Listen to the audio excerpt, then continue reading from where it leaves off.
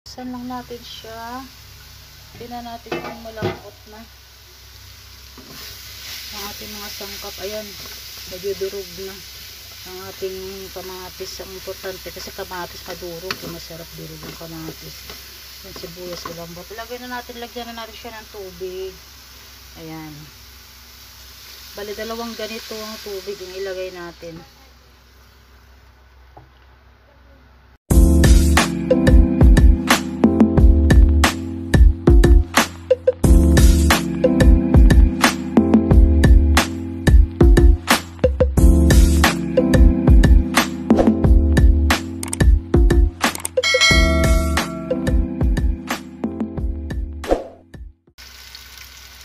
Sunod ko na rin yung ating kamatis.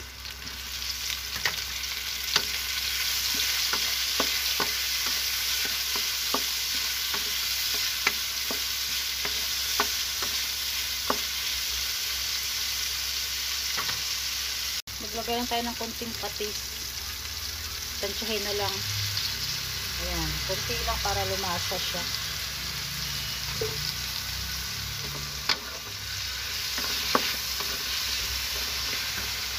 Yan, ilagay na natin yung ating miso para maluto na siya. Maluto na rin sa kasabay din maluto yung ating miso kapag isa natin ang ating mga sangkap.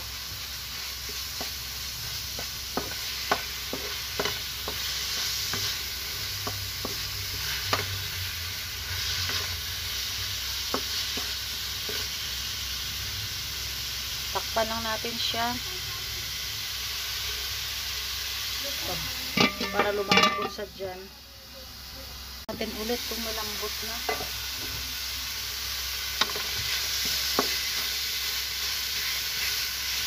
Kailangan madurog natin yung mga sibuyas at kakamatis. Masarap yung durog na durog siya. Wow! Ano lang? Ilaw na natin ang ating kamyas na tuyo. Yan ang ating kakaibang sangkap ngayon, ang ating kamyas na tuyo. Ayan, isabay na natin siya dyan sa ating pag-isa.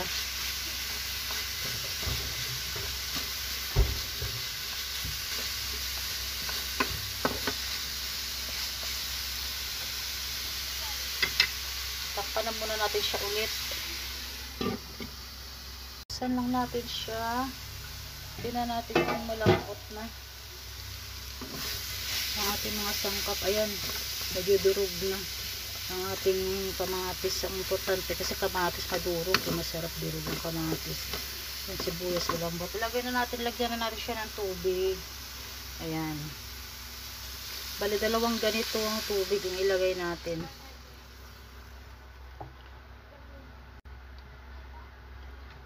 Bali dalawang ganitong tubig. Ako ilang ml? Isa. Kasi medyo marami-rami yung kumulo. Takpan muna natin siya ulit. Hayaan na natin siyang kumulo.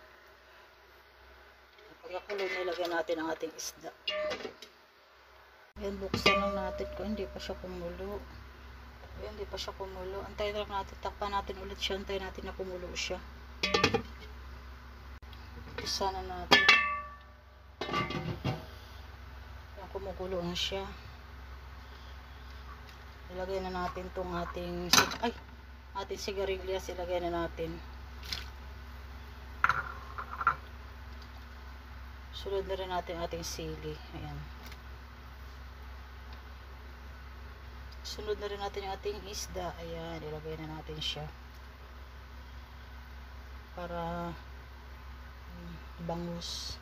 Hindi ko na siya pinirito kasi masyado namang mantika. Pag iprito ko na siya kasi ginisa ko na rin eh. Ayoko masyadong mamantika. Kaya ayan. Hindi ko na pinirito. Masarap kasi sa... Hindi naman siya magre-reklamo na, "Hoy, hindi ako nakaprito ha."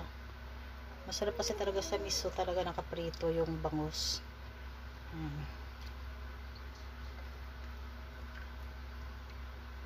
Yan, hayaan lang natin siyang kumulo. Pagka kumulo siya, hintayin lang natin siyang maluto at ilagay na rin natin yung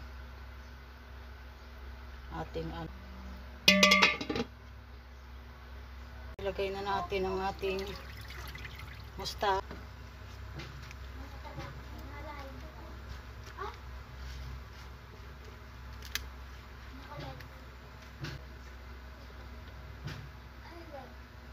Tatakpan na natin siya ulit at pagka kumulo, tama na. Tignan mo.